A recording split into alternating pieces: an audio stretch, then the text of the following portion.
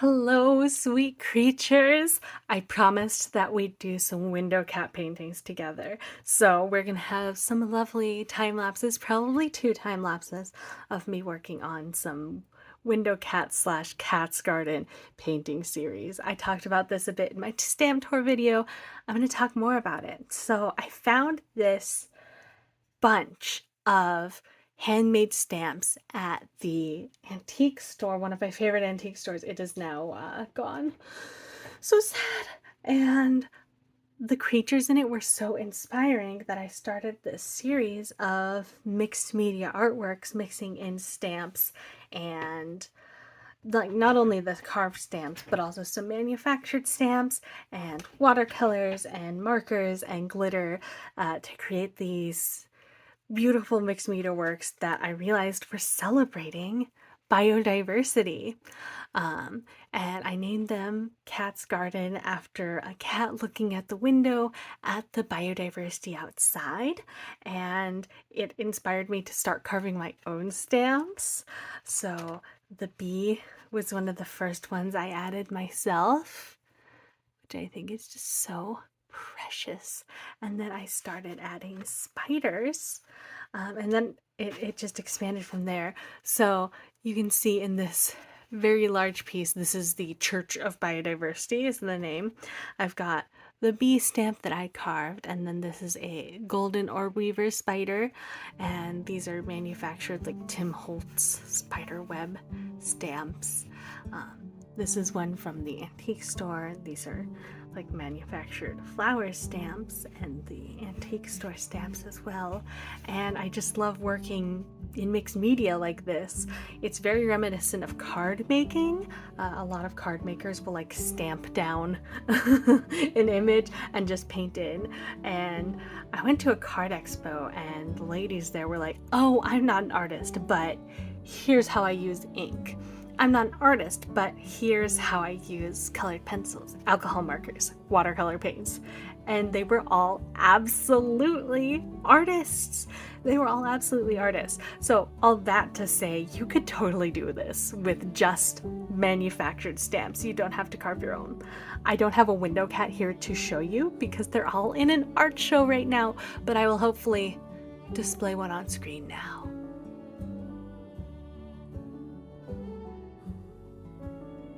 Wow, window cat.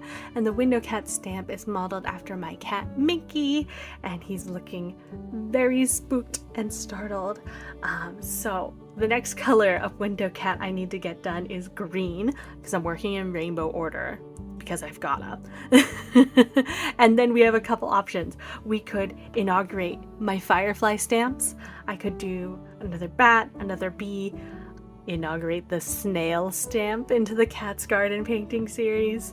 So we're going to time lapse that, and I'm going to talk to you about my process and kind of how I pick the creatures that get added to this world. And if you have suggestions of animals like invertebrates or small animals, species that you specifically love, especially if you're Pennsylvania local or if you're local to the Eastern United States, I would love to hear it. And if you have any animals, invertebrates, wild creatures that you absolutely love, love, love, I want to hear all about it.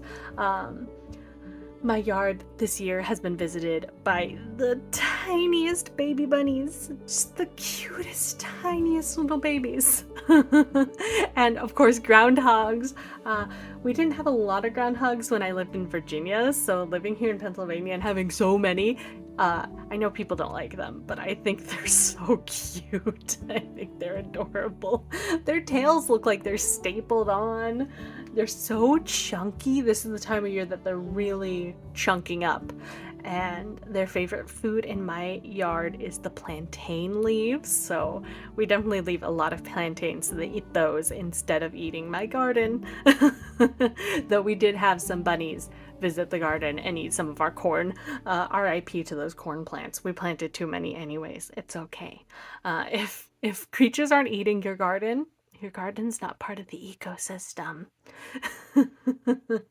And I love the little visitors, and it's firefly season. So I think we might have to inaugurate the firefly stamps because I love fireflies. I remember my first time ever seeing fireflies. Um, I was on a road trip with my grandparents to Nebraska, of all places, and we were at a tractor show in Kansas. And I remember looking out over this like grassy hill, and of course, I'd never been away from mountains, so being in that flat area was jarring enough to like have no mountains and be able to so far, see so far over the land without mountains blocking your way.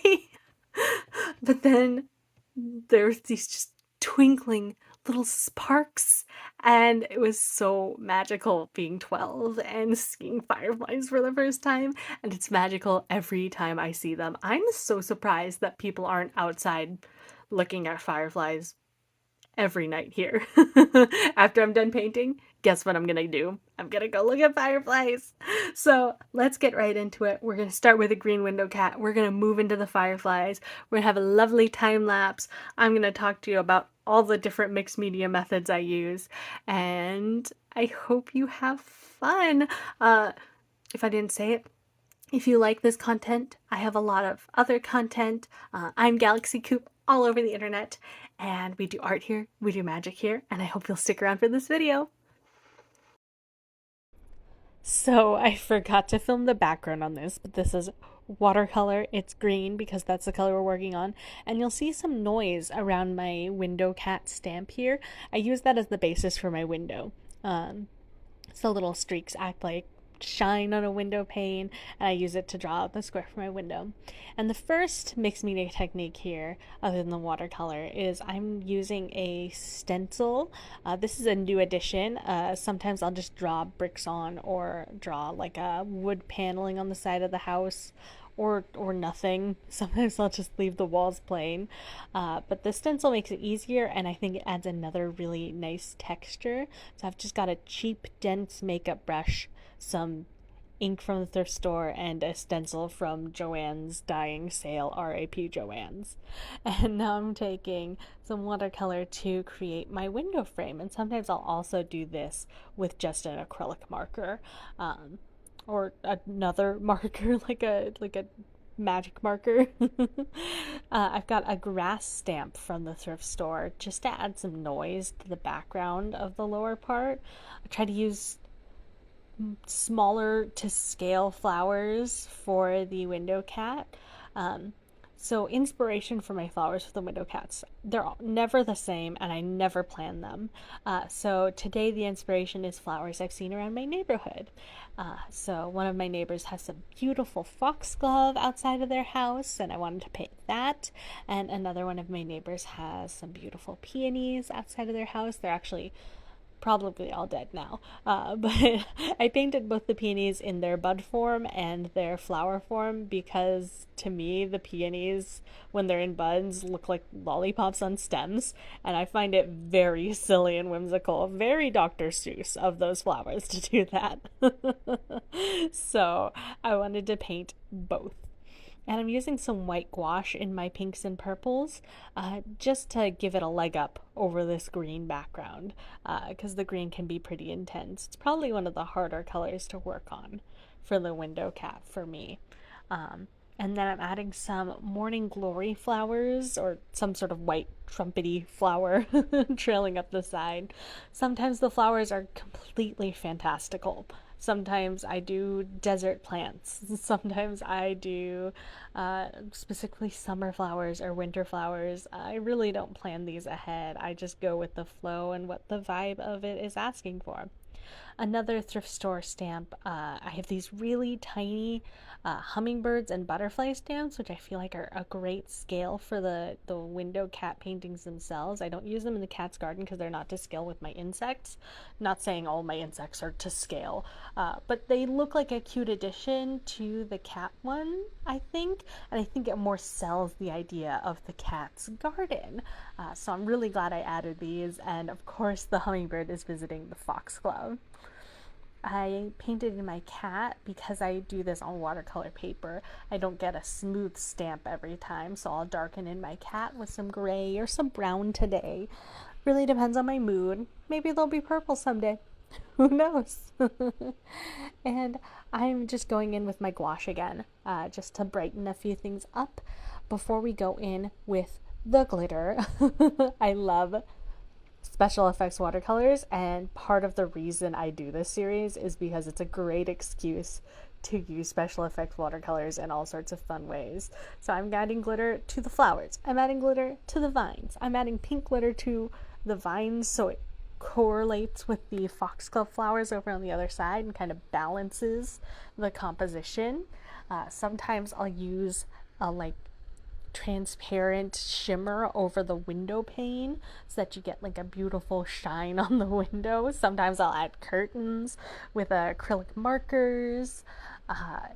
It's just really just like a playtime. It's like I'm creating a little dollhouse on the paper, and the stamps are my dolls, and I get to do whatever I want with them, and I get to decorate it however I want, such as adding ruby throats to my hummingbirds so that they're ruby-throated hummingbirds, and orange glitter to my butterfly so that it's more like a monarch. Now I'm going in with acrylic markers. These are journaling markers. These aren't meant for like artists like Poscas are. These are meant for like bullet journals, but I really love the colors they come in. They come in some really soft or some really like jewel tone colors, whereas like a lot of acrylic markers you find are just standard. They're kind of hard to work with. I kind of wish I had some better ones. I just added the little latch to the window and some shine to the upper part of the window pane, and that's pretty much it. I'm just gonna do some little outlining, but that's the process for the cat ones, and everyone turns out different. It's always an adventure. Let's do some fireflies. And I pull it off the block. Heck yeah. Now for fireflies, I was gonna do blue, but then I decided to switch to purple. And I usually do this like gradient, like radial round gradient for all of these paintings so that you can really see like who's the star of the show. Is it the cat? Is it the bee? Is it the firefly? Is it the spider? Someone is the star and they're gonna be in the center. Something different for the fireflies is I have to actually plan where they're gonna go, because I don't want to create green. So I dab away little spots where I'm going to be putting the fireflies, because their little butts are going to be glowing yellow, of course. The fireflies come in a lot of different colors, but I feel like the classic is yellow. And you can really tell that yellow is a glowing color. And I always splatter in some glitter watercolor into the background. It adds more texture, and I like glitter. That's the end of that. I'm using one of the antique store hand carved stamps. Thank you, whoever made these stamps in the past. I love you. And I am adding foliage. Lots of foliage for this one. And now I'm going in with my fireflies so I don't forget where to put them. And I think they turned out so cute. I kind of wish I had like a third angle, but I wasn't sure what I would paint for the third angle. I went a little too aggressive with the yellow there on that first one, but I reined myself in. You should be proud of me. And now I just get to decide what sort of flowers am I adding, what other foliage. I decided to take some vine stamps that I carved, and I'm going to put some of the manufactured flower stamps on the ends of those vines as the flowers. I think these flower stamps are meant to be like flowers on an apple tree or like a cherry tree. They seem like tree blossoms to me, but doesn't matter. In all of my nighttime paintings, I make the flowers white because most night blooming plants that attract pollinators at night are like a bright white color so that they reflect moonlight. So I'll usually make them white and put this white blue shimmer pigment on them. It's a little intense, but I love it. I love it. I love the shimmer. So I made them white, and then I dabbed away some excess and add a little pink in the center. Little mix. Sometimes I'll go over the stamps with watercolors and add more depth or make them colored because they're not going to be perfectly opaque, again, because my paper's not super smooth here.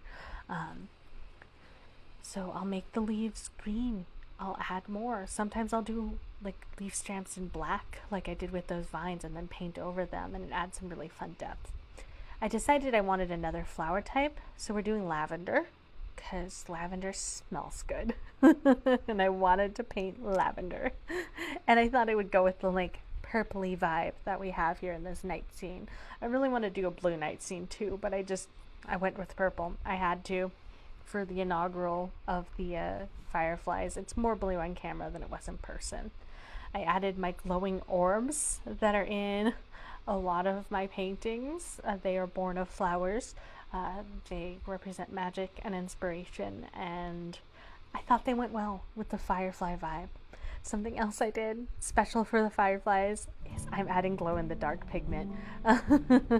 Not yet, but I am going to add glow in the dark pigment because I just think I have to. I have the glow in the dark pigment. I might as well make the fireflies glow in the dark. And I'm also going to add some glow in the dark stars to this one. So this one's extra special, and I might need to add some glow in the dark stars to future bat ones. But once again, we're on the finishing stages where I'm just adding glitter and outlines and more glitter. And more outlines and some white and some like baby pink.